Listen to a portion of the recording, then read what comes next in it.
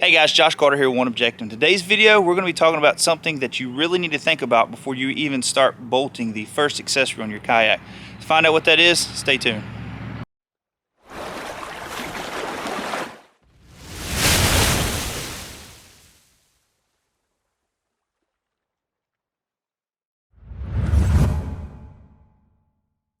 Alright guys, like I said, we're going to be talking about something that's very important when it comes to rigging a kayak.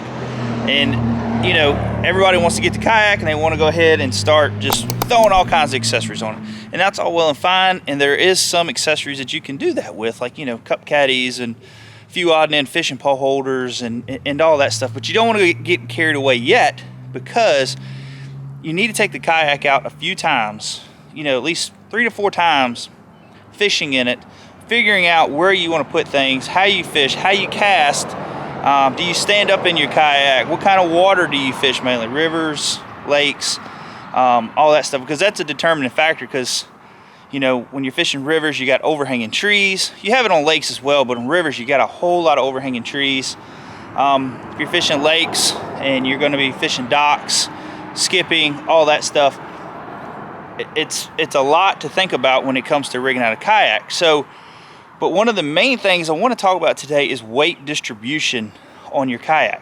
Now, we get a lot of questions on, hey, can I bow mount this kayak, or can I go with a stern mount on this kayak? What should I do? Should I go bow mount? Should I go stern mount? And a lot determines too on the size, how big you are.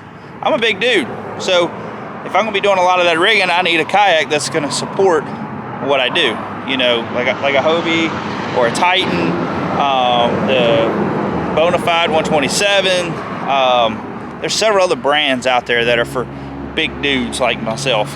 But also, you know, how are you going to rig it? Are you going to fish? Are you going to use a bow mount? Are you going to use a stern mount? So there's a lot that goes in effect when it comes to when you start putting a lot of this stuff on there. So I'm going to kind of go over a few things here with you guys to show you what I'm talking about when it comes to weight distribution. All right, guys, like I was talking about, for one, like I said, we got the bow mount rigged up on my kayak. Also, I do not have the stern mount on mine yet, but I do have the power pole back there, which I'm going to be putting a stern mount on there. We're going to be running the Newport vessel on the back. But as you can see, I got my battery box back here. I got my tackle box back here. I don't have a lot of tackle in here, but you know, I'll say I have extra room for like my live scope, a few other boxes. Sometimes I'll put my lunch in there, or a raincoat or whatever if I need to. But the main thing is, like when we're talking about weight distribution, is on a kayak, if you get too much weight up front, there's a couple things that's going to happen. One, if you get caught in big waves, you're going to be plowing water, okay? Two, if you get too much weight up front, you're taking away a lot of the weight towards the back of your kayak, and then it gets kind of tippy feeling. So when it comes to that, if you put a bow mount up front, I see guys that are wanting to put bow mounts up front, and then since you got, like on the Hobie for instance, this is just one of the things I see a lot, is since they got this huge hatch in here, everybody wants to put their battery in there. That's a no-no. I do not like that. For one, once you put that bow mount on there, for the average bow mount on a 55-pound thrust, you're looking anywhere between 40 to 43 pounds that you know, you're adding to the front of that boat already. If you go with an 80 to 100 amp lithium, you're going anywhere between 15 to 20 pounds of weight with your lithium as well.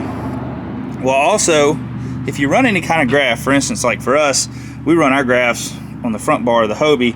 I know a lot of guys like to run them on the side here, which we're going to get to that in just a second. But with all that weight up front, now you're bringing the back end of your boat out of the water. And if you're not running anything like a power pole is pretty daggone heavy for its size. But you're bringing a lot of that weight out of the back. Now, yes, you'll be sitting here about middle ways, but you still got, if you stand up any, now you got a lot of nose weight again. You know what I mean? So you just kind of push that weight a little bit further forward on your kayak. So that is something that you really need to think about when it comes to bow mounting any kind of kayak. Can your kayak even handle that much weight on the front of it? Now, once you put that weight on there, what you want to do is you want to balance this kayak out the best you can. So we always take and get our batteries as far back as we can. I mean, literally, like far back as we can. When we rig a lot of customers' boats, no matter how big they are, how small they are, we always try to get as much weight in the back, because you want a lot of the back end of your kayak sitting in the water, at least from midway to the back, because that's where a lot of your stability is. I mean, a lot of your stability is right in here. Yes, you still got it up front, but it really narrows down. But here, from here back, you got a lot of your stability right here. So if you're taking a lot of that stability and adding it to the nose, or a lot of that weight and adding it to the nose, you can lose a little bit of your stability. Now, the same thing can happen here. You know, say you go on, you get a big old motor on the back here. I see guys running gas motors now on these. So you're adding the weight on the back here. I see guys adding some bait wells to them as well. Well, now you need to add something to the front of your kayak to help bring that down, so you can still try to get your stability back. Because these boats, when they're made at factory, for the most part, we've seen a few that are very nose heavy no matter what, but for the most part, they're pretty balanced boats.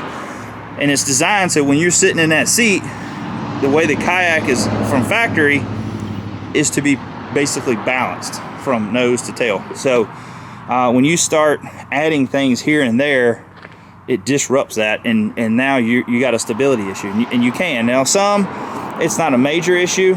You know, like if you just added grass to the front of your kayak and that's all you put on there, and you put a 60 in the back, or you put a 60 under your seat, like on the Hobie, you can put one in your box here under your seat. That's all well and fine too. I also see guys that'll run a bow mount and then run two smaller 60s or whatever under their seat. That's okay, but I'd still much rather have everything in the back. I just don't want everything in the middle. I want everything balanced, because I'm a big dude. I'm sitting there. I want weight here, and I'm also going to have my weight up there. So, but also now when it comes to another thing to talk about weight distribution is what you're carrying in your kayak, okay? For instance, we got the Humminbird 360 mount with the 360. We also got the Humminbird 12.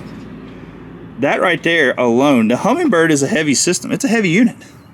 By the time you add all this on here and all that, so now your boat is going to want to, you know, it can sit like this. And it don't take much weight, I'm telling you, to make it do that. And then if you get any kind of water in your boat or anything like that, now you're starting to add more weight to this side. So what we try to do, for instance, like on our Hobies, you know, I got a lot of my worms and stuff in this big box here. A lot of times I'll put all my terminal tackle, jigs, all my heavier tackle on this side to just distribute the weight right, you know, on there. And also too, on my tackle box, I have my Panoptics. Let me get this open. We have the Panoptics box on this side. This is a little bit heavier, but it ain't a whole lot. But just doing stuff to help balance out the kayak. I mean, if you talk to a lot of guys that run bass boats, they do a lot with how they set their boat up just to even get speed out of it. And that's big too. If you're running like a Torpedo on the back, but you got a lot of nose weight in that thing. Say you're carrying a pile load of tackle in the nose of that kayak, whether it be jigs, a lot of terminal tackle. I mean, that stuff adds up quickly. You'll notice a big difference in your speed, because now you're plowing water. So, you know, just distributing your weight out right on your kayak you're going to see a lot better performance, whether it be speed and your miles per hour on your motors, or just the stability of your kayak. All right, I know that is something that a lot of you guys probably already know. You know, like, hey, I know how I'm going to mount this. I know I'm going to mount that. But we do get some customers that call in and like, hey, you know, is it a good idea to mount this here and this here and this here and all that? And a lot of times what I tell people is take your kayak out first. See how it paddles. See how you like everything set up, how you fish, all that. So you can kind of figure out where you want everything. Because that is key. That is key of how your kayak's going to be set up. But like say, you can really overweight these things. And if you get them overweighted, they can flip easily. And if you put a lot of money and a lot of time, you got a lot of tackle, you do not want to lose a lot of that tackle, or put your life in danger as well. So like I say, I know it's something a lot of people, it probably bores a lot of people when you talk about it, but it's something you really need to think about when you're getting into one of these little plastic boats, and you're going to be out on a river, and where you can get caught up in a situation with current, or if you're going to be out in the lake and you're going to get in a situation where you get cross waves, a big boat comes by and wakes you. I know it happens. It don't happen all the time, but there are some people out there that either don't see you, don't care, or whatever, and you get waked. So, and if you got your weight distributed right in your kayak, that's going to be a determining factor of how sketchy it's going to feel. Or if you get a lot of water, it rolls over the front, and your weight is off, and all that water's going to try to go to one side, and you're not going to feel comfortable. I can promise you that. So, but anyways, guys, I hope that helped. I just wanted to try to let a lot of people know that there's a lot of important factors that go into rigging these kayaks. Not just throwing stuff on there and then later on you realize you don't like it, because sometimes you have to drill holes. And when you got to drill holes, you can plastic weld it, but you don't want to do that so much.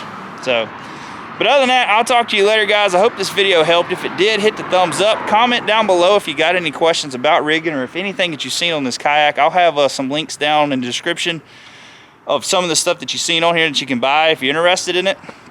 But other than that, I'll talk to you later, guys. Hit the subscribe button. See ya.